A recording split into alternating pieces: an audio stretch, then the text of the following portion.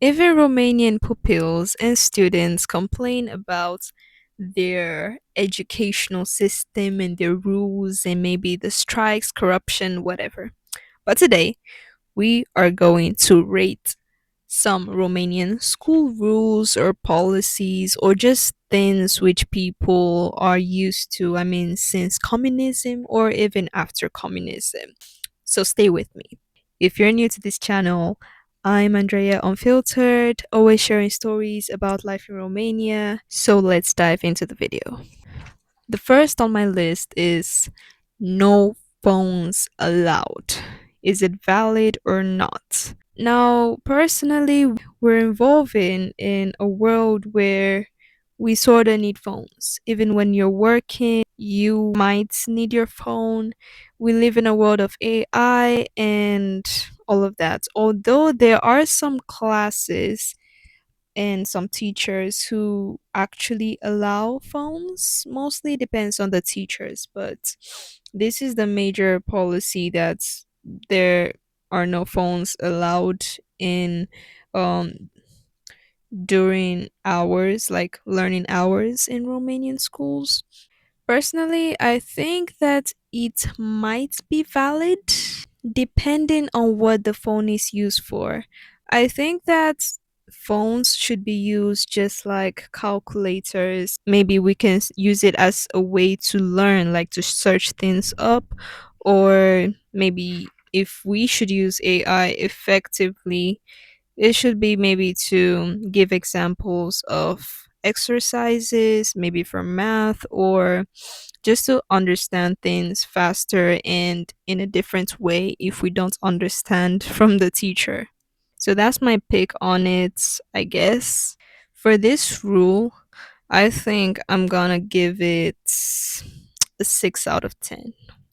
Next on my list is standing up when the teacher enters. Respectful or outdated? Tell me in the comment section. I think it could be a sign of respect because this one could help you in terms of when you also go out. It's not just in school, maybe in a gathering, in a meeting where the superior person comes in the room.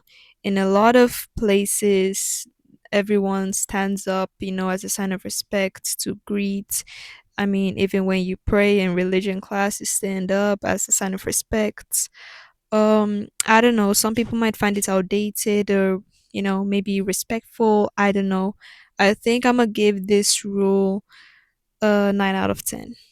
The next one on my list is no dyed hair. Mind you that some of these rules, it really depends on the teacher, the school, the director. You get it? So it's not everywhere. These are rules I see in various schools in Romania, including mine. Some of the rules. No dyed hair, like crazy dyed hair, like what I mean, bright orange, bright colors, yeah, not natural colors. I think it's very unnecessary because especially in high school where children and just teenagers, like to express themselves, and it's not really distracting anybody because at the end of the day, who's really going to pay attention to your hair? So I give this rule a 3 out of 10 because it's very unnecessary and it's not really helping with a lot. So the next on my list is uniform versus no uniform. Now, majority of schools nowadays, especially high schools in Romania, do not wear uniforms anymore. But I know of a high school and some schools which still has this rule of uniforms and they're pretty strict on it. Personally, I don't like the idea of a uniform. It has its pluses and minuses. Let's assume that you do not know what to wear. I mean, there are times when wardrobe disasters happen, or let's just say that not everybody really cares a lot, or at least puts a lot of thoughts on their looks, or really just have the time. And then you're like, oh, at least I have a uniform. I don't really need to bother what I have to wear the next day because I know what I'm already gonna wear the next day. But at the same time, when you do have a uniform, you just don't have enough space to really to really explore. And like I said, teenagers, you like to they like to we like to express ourselves. We like to try new things, and most of our lives usually go around school. And and by the time you're done with your childhood and teenagehood, you realize that you didn't really explore much. You only had the summer to do so. And personally, I wouldn't like it. I've lived through uniforms in Nigeria, and trust me, I wouldn't want to go back, even though it has its pros. So I would give this rule a 5 out of 10. The next on my list is being graded for behavior. Well, different places have different ways of punishing students in terms of behavior. Personally, I think I do support this one because in Romania, I like the fact that in schools, behavior is like an important part of the educational process, because if you do not have a 10 in your nota de purtare, which is like the grade for your behavior, you are not gonna have any scholarships and a bunch of benefits. And I believe if your nota de portare, I don't know what it's called in English anyways, maybe behavior grade, whatever. If it's a 2 or something, I think you're not passing. I don't remember that rule clearly. But I think is better than at least physical punishments. But at the same time, there are some behaviors which cannot be corrected even by grades, because nowadays a lot of people don't really care about education, and yeah, a lot of very unserious people. So what I think about this rule is that I think that there should be more ways of really punishing certain behaviors, and not just putting every behavior based on the behavior grade. So I would give this rule an 8 out of 10. The next one on my list is random listening tests. Now, I hate this one the most. I hate it the most because imagine that you were just called upon. You could be called in front of the class. It could be just where you are, but mostly in front of the class. Like at the end of the day, the whole class is kind of like hearing what you're saying. That's if they choose to pay attention. And I don't like that. So most of the time, it's just in front of the whole class. And imagine this, you come to school very unprepared. You didn't study, you had a hard time, whatever. And then all of a sudden, you're called out, everyone knowing your answer. Some people end up being embarrassed. I've seen people who cried because of stuff like this.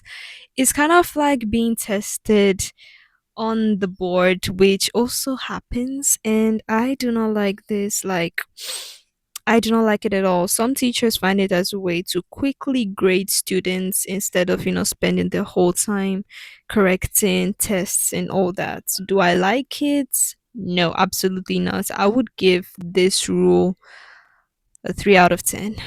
The next one on my list is strict absence policy.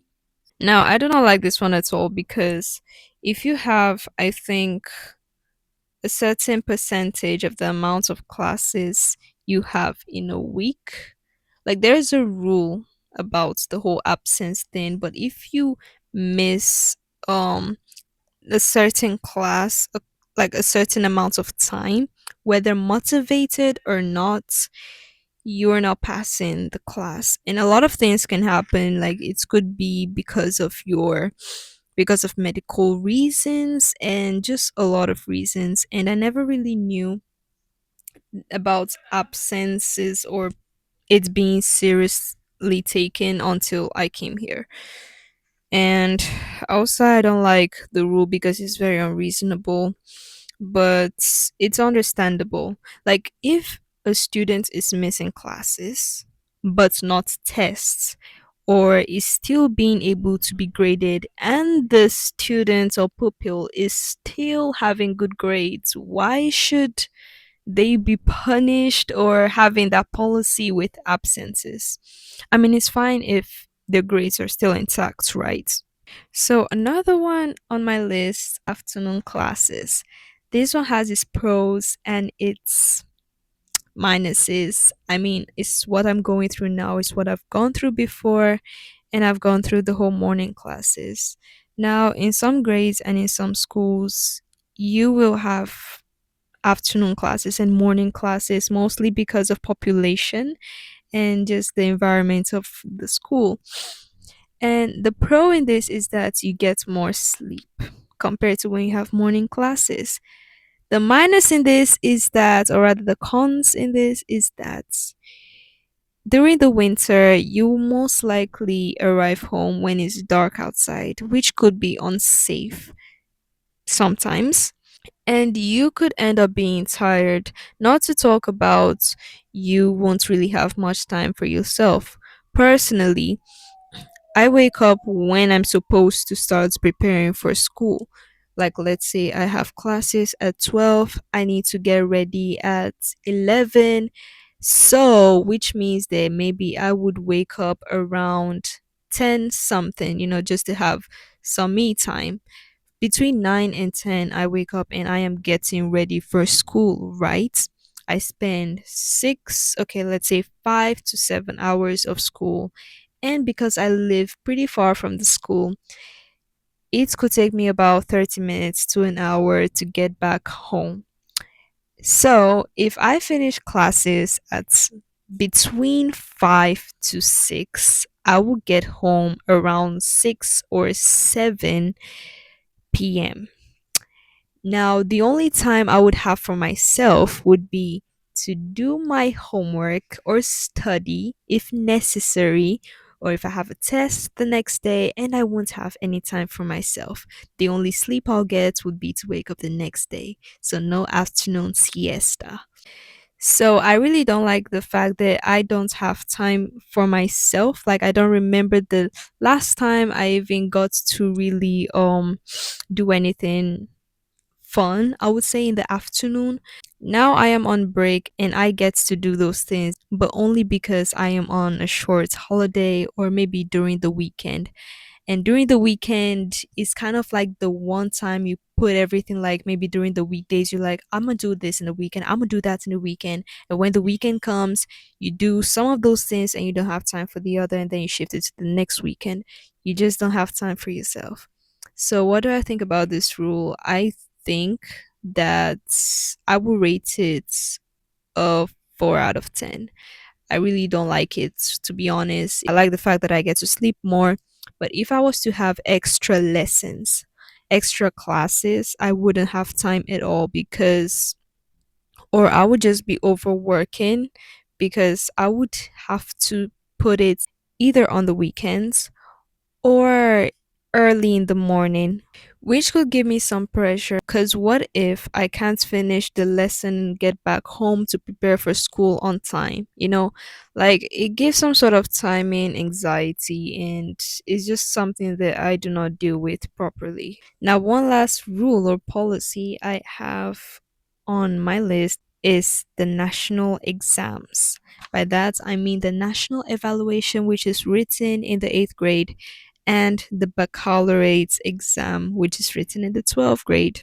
Now, I'm aware that there are countries which also write the baccalaureate exam, so I would say that that's a different case, okay? Now, honestly, compared to some countries, I would say that these exams aren't, they are a huge deal, but not the way people make it. Throughout my education in Nigeria, we always had exams and tests. So you have exams like 3 times in a school year. And no, they are not like one, three, five subjects. You have in all the subjects you're being taught. And then you also have national exams, also not just one, three, blah blah blah subjects, most like except for a certain exam which only comprises of English and math. So in all of these exams, I survived, okay? And for me, they were normal. Over here, people cry about just one exam that happens in 4 years, and then they get tests and all that. Be for real. I would say that if you've walked in my shoes, you would know what I'm talking about. I would give this rule a 10 out of 10, to be honest, because it's kind of easier if you think about it than having exams every year. I mean, that's university for what I heard. So yeah, the highlight of this video is basically people have the different experiences and the different opinions, but these are just mine. If you really found this video educative or really reasonable, please consider subscribing as we are really close to 1,000 subscribers. And if you do not agree with some of these rules, feel free to comment down your opinions and maybe mention some rules I left out. Bye bye.